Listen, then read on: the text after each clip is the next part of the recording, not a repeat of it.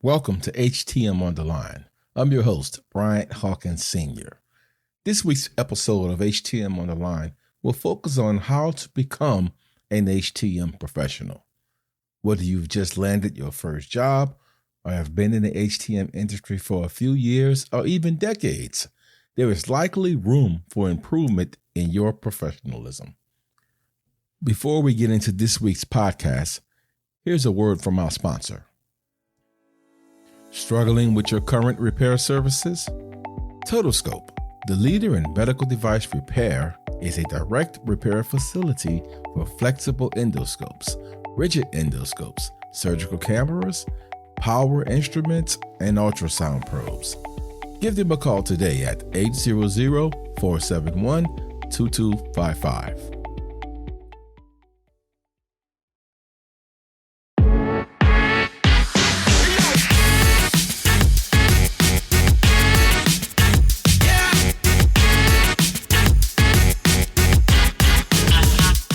I once read a quote, "Do not go where the path may lead. Go instead where there is no path and leave a trail." Are you an HTM professional? How do you know? Do you even know how to become an HTM professional? If you're in the HTM industry, should you be an HTM professional automatically? Unfortunately, a lot of individuals do not know how to be an HTM professional. Hopefully, after listening to this podcast, you will get an understanding and an idea what it takes to become an HTM professional. If you join the NFL, they call you a professional football player. You join the NBA, you are a professional basketball player. If you're in the HTM industry, that means you completed your studies or biomed apprenticeship program. Now you made it to the big leagues per se, the HTM industry. So should you be considered an HTM professional? You a BMed 1. Would you consider yourself an HTM professional? You have been in the HTM industry for 10 years. Will that make you an HTM professional? Just because you've been in the industry for 10 years, 20, or even 30 years, this does not make you an HTM professional. How do you become an HTM professional? First off, you must want to be an HTM professional. You want to, but you just don't know how to become one. We must make becoming an HTM professional a goal. That's your goal. Now you need a vehicle to drive you to that goal of becoming an HTM professional. Let's address the vehicle that will get us to that destination or goal of becoming an HTM professional. An HTM professional should be the following: reliable, organized, accountable, possess soft skills. And also, you should have a professional appearance. Professional appearance. Now, let's discuss that for a minute. Appearance plays a big part in the biomed shop. If you're a field service engineer and you are in various locations daily, your appearance dictates how your colleagues and clients view you, and more importantly, how you view yourself. Clothing should always be clean and ironed properly. Pants, dresses, slacks, or shirts should be crisp. If you must wear scrubs daily, make sure they are ironed and not wrinkled. I had a former regional manager, and I tell you, this guy probably have an outfit to sleep in. He is always dressed to the nine. If there was to give out an award for best dressed, he would win hands down. If he was to come into work with a wrinkled shirt on, people would probably ask if he was okay. Your appearance brings out your personality. I'm going to quote Deion Sanders, head coach of Jackson State University. He said this: if you look good, you feel good. If you feel good, you play good. If you play good, they pay good. So your appearance can assist you in so many different ways. So that's important. If you want to be an HTM professional, you have to have a professional appearance. Next one, reliable. See, this is one of the most important characteristics an HTM professional should have. A reliable person is someone that you can trust to work hard and do what they say they will do. If you are an HTM manager and you want reliable workers, then you must be very reliable also. I'm not just talking about the technicians, but this is for all levels in the HTM industry, from the CEO to the BMed 1. If you meet an unreliable technician, most likely his leadership is unreliable also. We all know that leadership reflects attitude. Being reliable is very simple to be. You start something, finish it. Excel daily. Respect the time of yours and others. Manage your commitments. Be reliable does not mean saying yes to everyone. It just means that you will be accountable. You will be reliable when anyone comes to you. Now, I mentioned the word accountable. That's another important one. We talked about professional appearance, reliable, accountability. As an HTM professional, you will take credit for repairing that CT unit or coming in after hours and getting the telemetry system back up and running. But you must also be accountable for the time when you failed at something. Own the responsibility for any mistakes that you make and take whatever steps to learn from any consequences that came from the mistakes. Now, accountability can also be applied in another way. Take this, for example. You're an HTM professional, been in the industry for 5 to 10 years now. When you first came into the industry, you were a rock star. Obtained your CBET in the first year, went to OEM trainings the next year, promoted to a BMed 2 in your third year. Now you're in year 7 of your career, and you have not been to any training or not been considered for any promotions the last few years. Why? Excuse number 1. My manager does not want to give me any opportunity for growth. Excuse number 2. This company does not invest in their staff so we can get to the next level. Sounds like the HTM professional is holding his manager and our company accountable for him or her not progressing.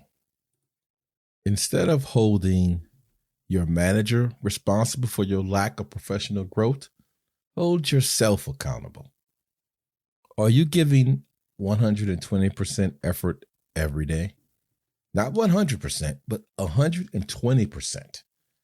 If you begin to hold yourself accountable first, you can see where you need to improve. Be honest with yourself. Do you give 120% every day? Do you give 90%? Or do you only give about 70%? See, that 30% you're leaving out is the reason why you can't get to where you need to be. If your company is not investing in you, so what? Invest in yourself. That don't even require money all the time.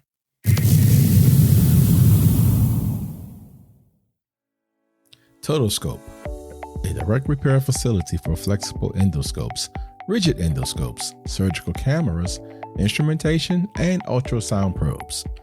Totoscope helps clients who are frustrated with manufacturer overage charges at the end of their contracts, equipment always needing overhauls when they feel it should be a minor repair situation, and equipment that is being deemed non-repairable.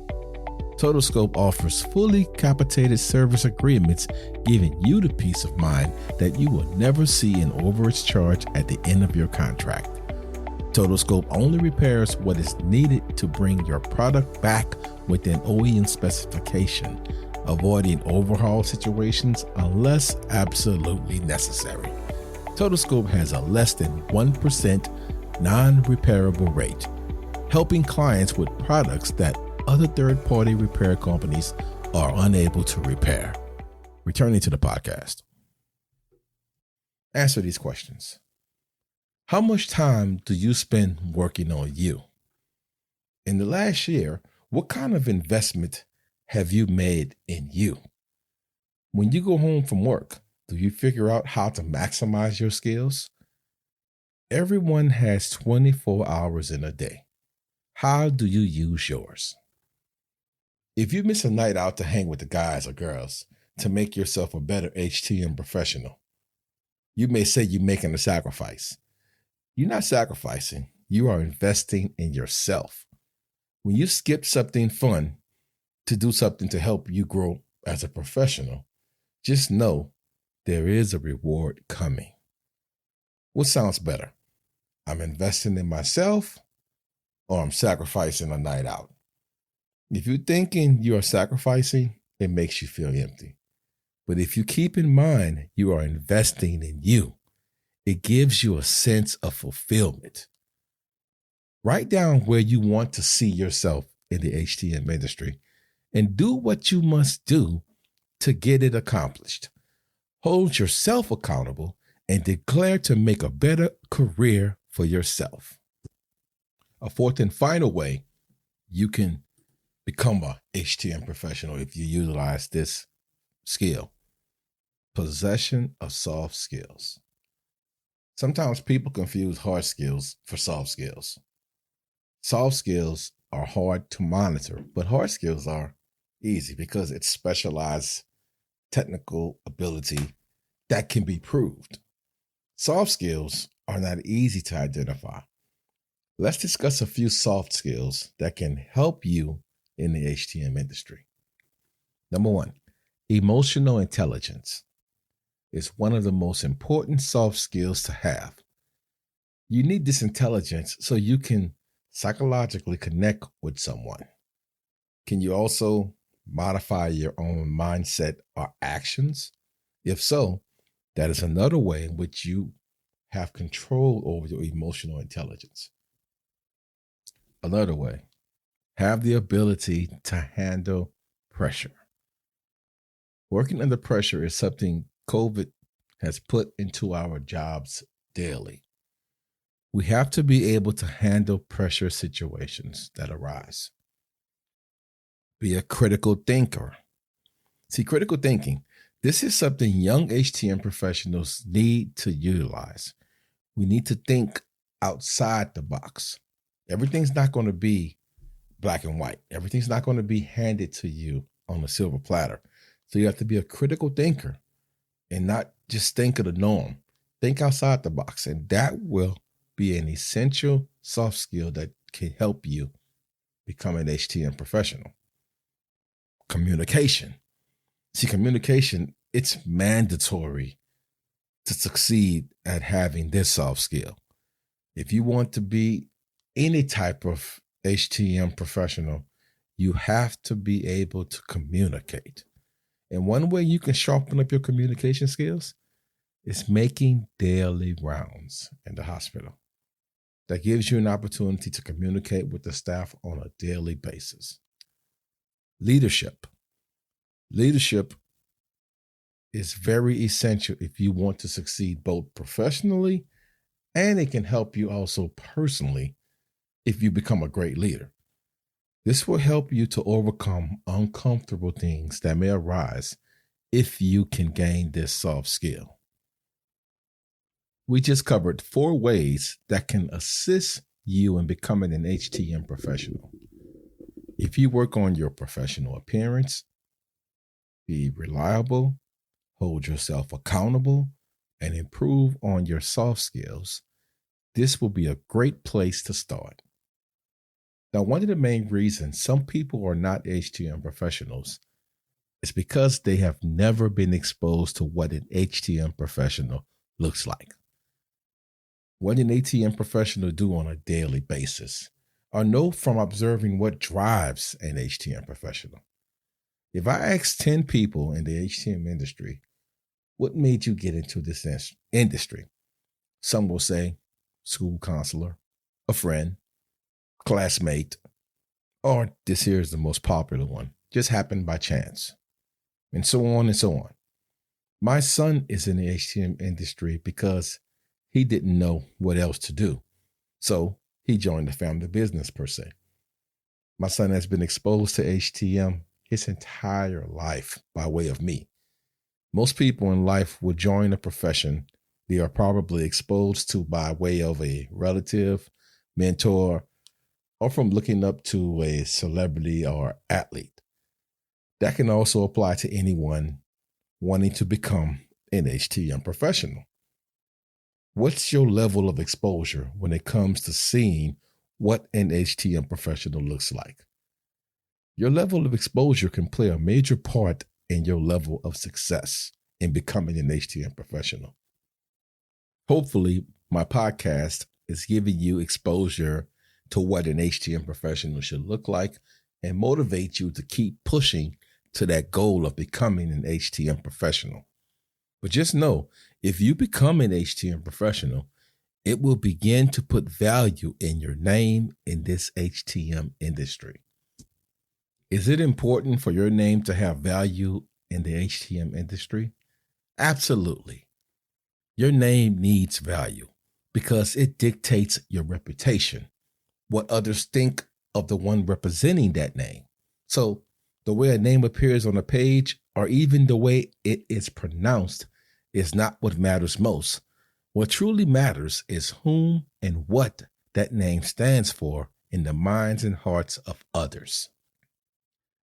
If you want to become an HTM professional, you can't be average. The days of giving 70% are gone. You are giving now that 120%. See, average is 70%. You're striving for excellence because that's what professionals do. When you become an HTM professional, you will not be average anymore. You will stand out from the rest of the industry. If you're listening to this podcast and you do not aspire to become an HTM professional, you can't blame nobody but yourself if you are not progressing in your HTM career.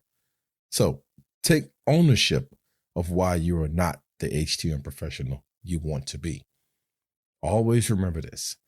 Average people can't let go of bad habits. Great people will let go of bad habits and make changes to themselves. I was listening to a speaker and he made an impression on me with a few words. He mentioned, when you're having issues, make changes. He said, tell yourself, I can, I will, I must make a change. I can because I'm capable. I will because I'm strong. I must because someone is counting on me. We have stories of a lot of HTM professionals who've been in this industry for 20 plus years. Reach out to them, talk to them, and ask them how they was able to last so long in the HTM industry. Take that knowledge and use it because it's now your time to get that success. Just know you can will your way through anything.